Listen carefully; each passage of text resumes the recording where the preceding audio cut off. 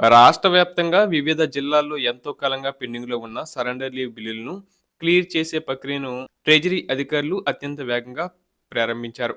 ఇప్పటికే చాలామంది ఉద్యోగుల మొబైల్ ఫోన్లకు బిల్లులు పాస్ అయినట్లు, ట్రెజరీ నుంచి ఆమోదం పొందినట్లు మెసేజ్‌లు వస్తుండటంతో ఉద్యోగ వర్గాల్లో ఒక్కసారిగా ఆశలు చిగురించాయి. ప్రభుత్వం ప్రాధాన్యత క్రమంలో ఈ బకాయిలను విడుదల చేస్తుంది.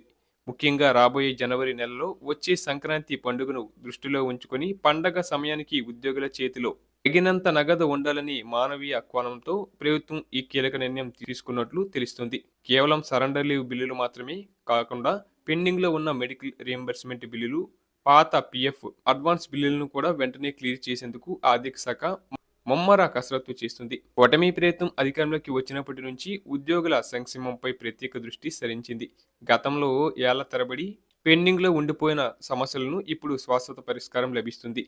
అస్తవ్యస్తంగా ఉన్న ఖజానా పరిస్థితిని చక్కదిద్దుతూనే ఉద్యోగులకు అందాల్సిన ప్రతి పైసాను ఒక క్రమ పద్ధతిలో అందించేందుకు పక్కా రోడ్ మ్యాప్ను ప్రభుత్వం సిద్ధం చేస్తుంది. ఇక బిల్లులు ఎప్పుడు జమ అవుతాయి, ఎక్కడ ఆగిపోయాయి అనే వివరాలను ఉద్యోగులు ఆన్లైన్లో సులభంగా చూసుకునేలా వ్యవస్థను మరింత బలోపేతం చేస్తున్నారు. అయితే ఉద్యోగులు ఇక్కడ కొన్ని కీలక విషయాలను గమనించాలండి.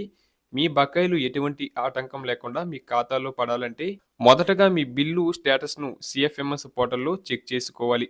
మీ సంబంధిత కార్యాలయం డీఓ పరిధిలో బిల్లులు ఆన్‌లైన్‌లో సబ్మిట్ అయ్యాయో లేదో ఒకసారి నిర్ధారించుకోవాలి.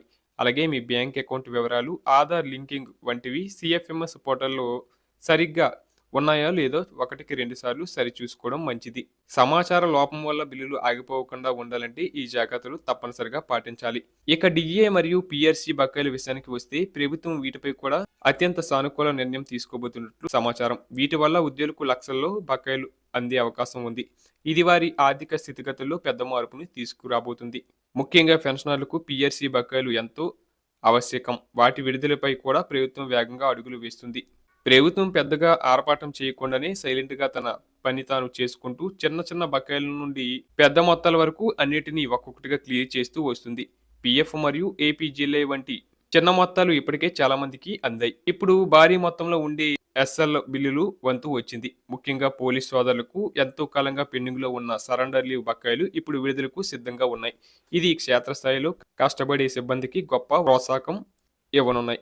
అలాగే మరొక కీలకమైన అప్డేట్ ఏంటంటే డిసెంబర్ నెల జీతాలు మరియు పెన్షన్లు 2026 జనవరి 1వ తేదీనే అందేలా ప్రభుత్వం అన్ని సన్నాహాలు చేస్తుంది.